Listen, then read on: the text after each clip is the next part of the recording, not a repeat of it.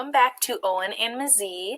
I saw a lot of your Venn diagrams. They looked great. Just remember to leave enough space in each category. So you should label each side, one side Owen, the other side Mzee, and then the middle will represent both. So make sure you leave enough space that you can type some information in between the two as we go along reading.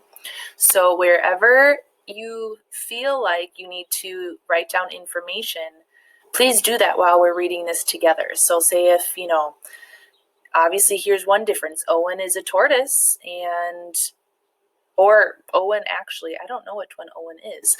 Owen might be the tortoise and Mzee might be the hippopotamus. So that is one difference that you can start writing and typing down in your Venn diagram. As we go along, continue to do that.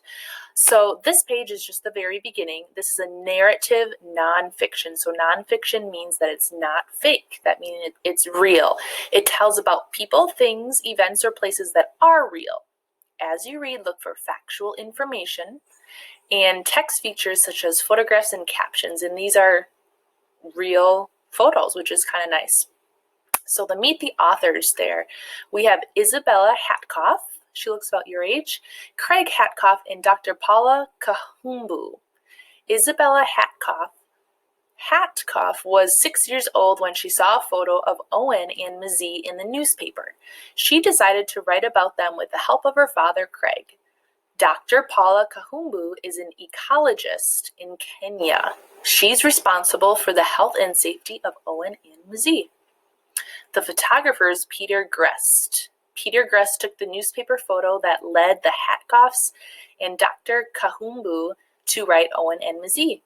Grest works not only as a photographer, but also as a radio news reporter.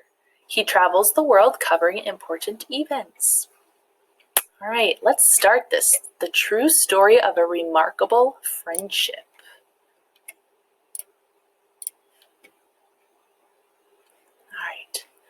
The story began in Malindi, Kenya, on the east coast of Africa, in December 2004.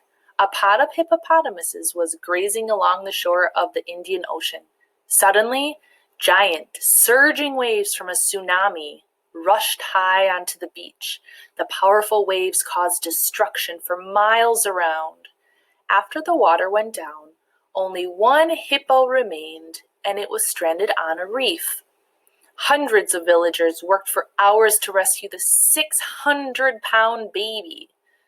Finally, a man named Owen caught the animal, which was later named after him. The rescuers wrapped the hippo in a net and placed him in the pickup truck.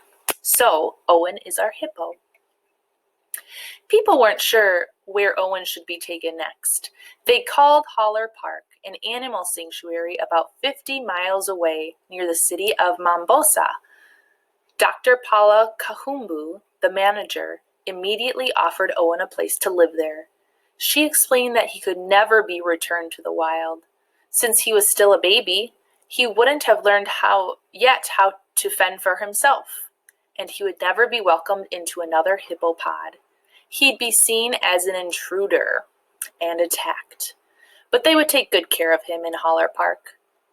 Dr. Paula offered to drive to Malindi herself to bring Owen to his new home. And here we have Kenya close up here. So it's on the continent of Africa. It's kind of nice here. So you can see they zoomed in here and then they zoomed in here.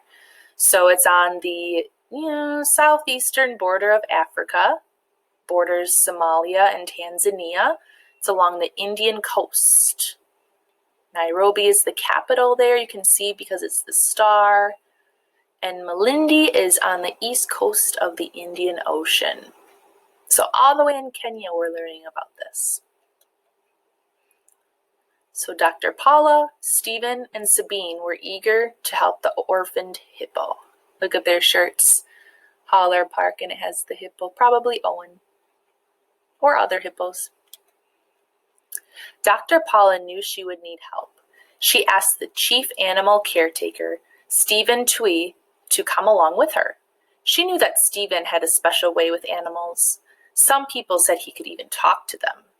Dr. Paula and Stephen quickly set off in her small truck to Malindi. Meanwhile, ecologist Sabine Baer got to work with others at Holler Park to prepare for Owen's arrival. When Dr. Paula and Stephen arrived in Malindi, they helped to remove the nets and lead Owen out of the pickup.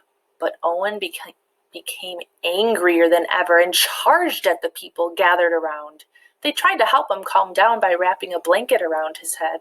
That way he wouldn't see the things that were upsetting him. But Owen was angry about that too. After many hours, about a dozen rescuers managed to move Owen from the pickup into Dr. Paula's truck, tying him so that he would be safe during the long drive to Holler Park. So we don't quite know yet the differences between Owen and Mzee because we're only talking about Owen right now. However, you can obviously write down that Owen is the hippopotamus. We know that Mzee is going to be the tortoise. We don't have any comparisons yet, but if you can think of one thing that you know for sure that Mzee is not going to have like certain characteristics, you can write that in your Venn diagram. So definitely write that Owen is the hippopotamus. And Owen is from Kenya. Again, we don't know if Mzee is going to be from, located in Kenya as well, but we probably have a really good idea that they're going to stay at the same sanctuary. All right, we'll read into this a bit more tomorrow.